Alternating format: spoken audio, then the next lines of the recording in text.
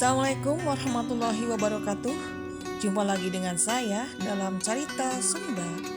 Cerita ini diambil dari buku saya sendiri yang berjudul Beja Keur Barudak. Kali ini saya akan menyajikan cerita Hajat. Let's listen up. Hajat. Nu ngaranna rek Hajat geus kadenya 3 bulan samemehna pabeja-beja. Nu rek boga hajat sok ngahajat tatahar ka tatangga jeung dulur. Sasayagian ti mimiti kadaharan papanggungan jeung nu sejena geus ripuh ti anggalna keneh. Ngopak ngaranginang ngawajit mulen ngadodol meuyeum cau minangka pagawean pokok nu sok ngahajat dibantuan ku tatangga jeung dulur. Biasana lolobana ku awewe lalaki mah sok nyieun gombangan keur meuyeum cau dituruban ku gebogna jeung dibrug-brugan ku daunna bari nyieun durukan di handapna keur muputna.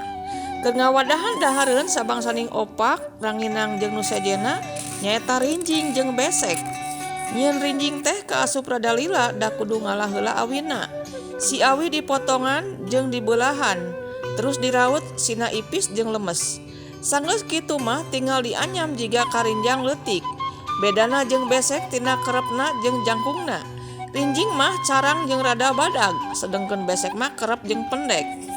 Kolot budak pada mantuan hayang bisa nganyam rinjing katut besek. Ngahajang ngaranyamna teh dina papanggungan atawa balandonganana. Biasana sarengsena digawe di sawah jeung di kebon. Kira-kira ti sore sanggeus salat asar nepi ka peuting. Atuh meunang sabulan mah rame unggal peuting teh kudu rek boga hajat. Datang mangsana hajat kacida ramena kunu merekeun marawa baskom dituruban carecet gede. Eusi baskom nyaeta bea 1 liter 2 liter kumaha lumrahna wae. Tumpang nama biasana laksa 3 siki lamun nu leutik. Nu gede mah cukup hiji wae laksana. Ibi hayu rek merekeun kalebak lin. Ceuk Nyi Karmana ka Bi Uyi. Ke heula lanan can mani-mani acan tembal nu digerowan. Geus baku eta mah ari disampeur teh cana naon. Nyi Ijo kukulutus bari neuneun baskom dina lahunan bari gek diuk dina bang barung.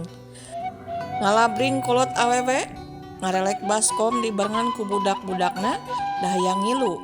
Cenah mah rek ngilu ngopi da loba dahareun. Datang ka imah nu hajat geus meres nu dariuk kolot budak minuhan patengahan. Susuguh mani ngaheurinan jalan ngabarak dina samak. Atuh nu cakah cikih canoli nampanan baskom jeung ngeusian pamulangna. Biasana pamulangna teh kadaharan sabangsaning opak cau ranginang jeung nu amis-amis diwadahan ku rinjing. Sedengkeun asakan sangu jeung deungeuna kana besek. Mani mun cuguk baskom teh sakapeung mah sok pahibut neangan baskom jeung turubna pahili jeung batur. Atuh di luar teh sok balik deui sanggeus diilikan lain barangna. Bari leumpang teh sok galecok ngomongkeun nu boga hajat pajar itu pajar ieu. Ah biasa jalma mah leutik gede sok diomongkeun. Hajat teh aya sababaraha rupa. Nu biasa mah aya hajat ngawinkeun, ngariakeun jeung mulung mantu. Aya deui hajat keur kamakmuran sakabeh jalma jiga hajat uar, hajat lembur, hajat laut jeung sajabana. Tiap hajat beda-beda acarana. Ngan tatanggapan mah ampir sarua kumaha kemampuan nu rek hajat. Hajat ngawinkeun sok make tatanggapan wayang golek keur nu beunghar mah da bakal meakeun waragad nu gede. Jalma biasa mah ukur nanggap terbang, bangreng atawa jaipongan. Tambah ti iseun teuing yen aya nu hajat sok nyetel kaset wayang atawa jaipongan. Ti dituna mah itung-itung ngarame-rame nu boga maksud. Lamun hajat ngariakeun mah biasana budak nu dikeureut teh sok hayang nanggap kuda renggong. Boh samemeh dikeureut atawa saenggeusna. Nya ti peuting ti beurang kuda renggong diigelkeunana teh. Lamun ti peutingna sok disebut maras bale. Titas isa tepi ka tabu 11. Kakara kuda dititah istirahat sabab isuk darek diabringkeun ngurilingan lembur-lembur. Keur nu beunghar mah teu cukup nanggap kuda renggong.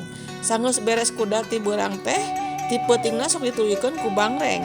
Tapi kabeh dieunakeun di sababaraha daerah boh nu beunghar boh nu jalma biasa sarua sok tatanggapan anu boga hajat teh.